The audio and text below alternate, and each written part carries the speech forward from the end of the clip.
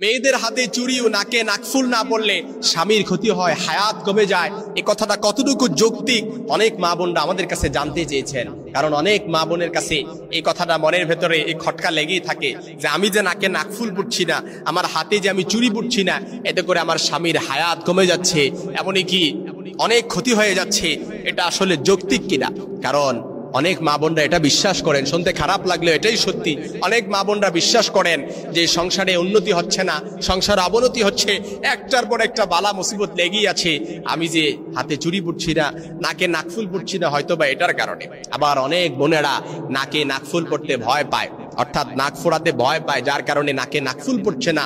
আবার অনেকে ultra modern শাস্তি যে তাকে বিবাহিত লাগবে, একটু বুড়ো বুড়ো টাইপের লাগবে, এজন্য হাতে নাকফুল অর্থাৎ হাতে চুড়ি পড়ে না। এজন্য আমার মা বোনদেরকে বুঝতে হবে, অর্থাৎ চুড়ি না পড়ার কারণে কিংবা নাকে নাকফুল না পড়ার কারণে স্বামীর ক্ষতি হয়ে যায়, এ কথাটা একেবারে ভ্রান্ত। এই কথাটার কোনো ইসলামিক ভিত্তি নেই, একেবারে কুসংস্কার বললেই চলে। কারণ কার কখন মৃত্যু হবে এটা কিন্তু আল্লাহ তাআলার কাছে। স্বামীর ক্ষতি হয়ে যাবে, কেউ কারো ক্ষতি এটা ধরে রাখতে পারবে না। আমরা যদি প্রথমে যাই মৃত্যুর দিকে, যদি আমরা মৃত্যুর কথাটার দিকে যদি আমরা যাই, আমরা সকলেই জানি মৃত্যু এটা কিন্তু আল্লাহ তাআলার পূর্ব নির্ধারিত। যখন যার মৃত্যু হবে 1 সেকেন্ড এদিক সেদিক করা হবে না। ফাইদা জা আজালুহুম ফালা ইস্তাখিরুনা সাআতাও ওয়ালা ইস্তাকদিমুন, অর্থাৎ যখন যার মৃত্যু হবে 1 সেকেন্ড এদিক সেদিকও করা হবে না। আল্লাহ তাআলা কোরআনে অন্য জায়গায় বলেছেন, আল্লাহু ইয়াতাওয়াফাল আনফুসা হিনা মাউতিহা, আল্লাহ তাআলা এই মৃত্যুর সময় জীবদের প্রাণ হরণ করেন। অর্থাৎ যখন যার মৃত্যুর পরোয়ানা চলে আসবে নির্ধারিত সময়ে কিন্তু মৃত্যু হবে।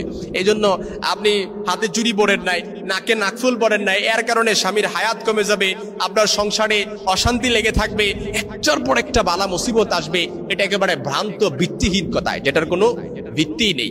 আবার আরেকটা হচ্ছে স্বামীর ক্ষতি হয়ে যাবে।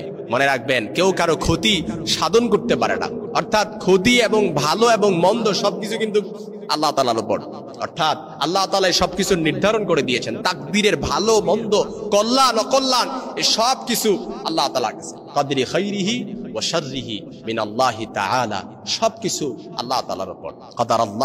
কদারাল্লাহুল মাকাদিরা, অর্থাৎ আমাদের যেই ভাগ্যটা আছে, কল্যাণ অকল্যাণ হবে না, ক্ষতি হবে না ভালো হবে, এটা কিন্তু ক্বাবলা আন ইয়াখলুকাস সামাওয়াতি ওয়াল আরদি 50 আলফা সানা, অর্থাৎ সৃষ্টির 50,000 বছর আগেই আল্লাহ তাআলা সেটা লিপিবদ্ধ করে রেখেছেন যে আপনার তাকদিরে কি হবে, আপনার জীবনে কল্যাণ হবে না অকল্যাণ হবে।